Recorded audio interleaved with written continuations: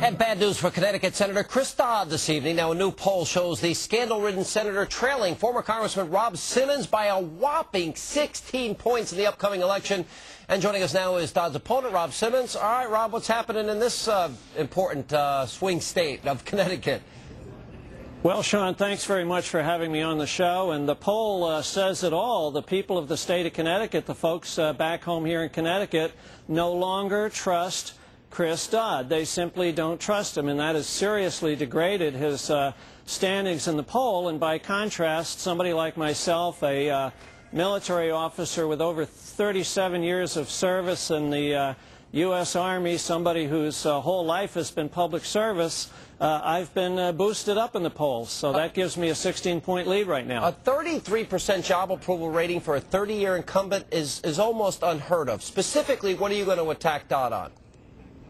Well, I think we're all concerned about the free market economy and free enterprise. And in his oversight of the housing, mortgages, and financial services sector of our economy, he's failed completely in his oversight duties. In fact, within a few months of taking the gavel of the Banking Committee, he moved to Iowa in a frivolous presidential campaign, and at a time when people back home here in Connecticut are worried about paying their mortgages, keeping their jobs, or being foreclosed, he gets a sweetheart deal from the company and the people that he oversees. I mean, that's disgraceful. Now, the New Haven Register called him a lying weasel. There's another Republican in the race that I had on the program the other day, and I asked, do you agree with that? I'll ask you the same question. Do you agree with the New Haven Register? Is Chris Dodd a lying weasel? It's harsh, but I think it's correct.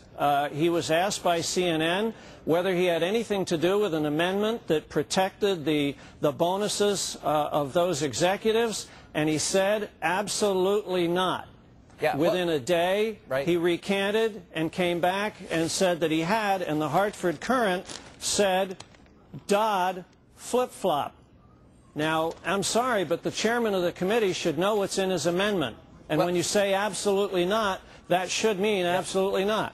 Now, he said it on the 17th, St. Patrick's Day. The very next day, he said they made modifications because the administration asked for them.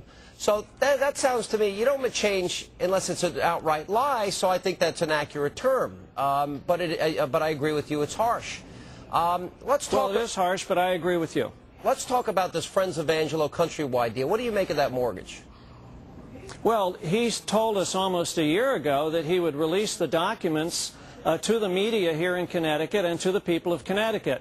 Almost a year has gone by, and the best he's done is invite a few people, a few journalists, not a lot, into his office in Hartford, show them a stack of documents, read a statement, and say that is that. That's unsatisfactory. I've had a mortgage, and in fact, I went on TV here in Connecticut and presented my mortgage documents to the TV station and said, take a look at them. I don't think there's anything secret about mortgage documents. Why doesn't he release the documents? Well, I think it's the idea that he's the chair of the Banking Committee and he's got a special sweetheart deal, but it's not just one. He's got this, this deal over in Ireland, where, quote, cottage where he made a fortune there, too. And I guess this raises the question, do you think Chris Dodd is a corrupt politician as well?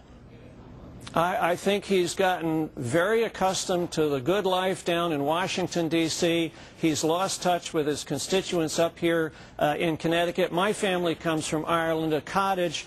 I think you know what a cottage in Ireland is supposed to be, and in this instance it's $1 million property, a 10-acre island with a very modern dwelling or a couple of dwellings on it. That's not my idea of an Irish cottage. Yeah. I don't have an Irish cottage either. All right, fair enough. All right, so he's got a 33% job approval rating. You're up by 16 points. It's a hard state to win. You confident you can pull it out?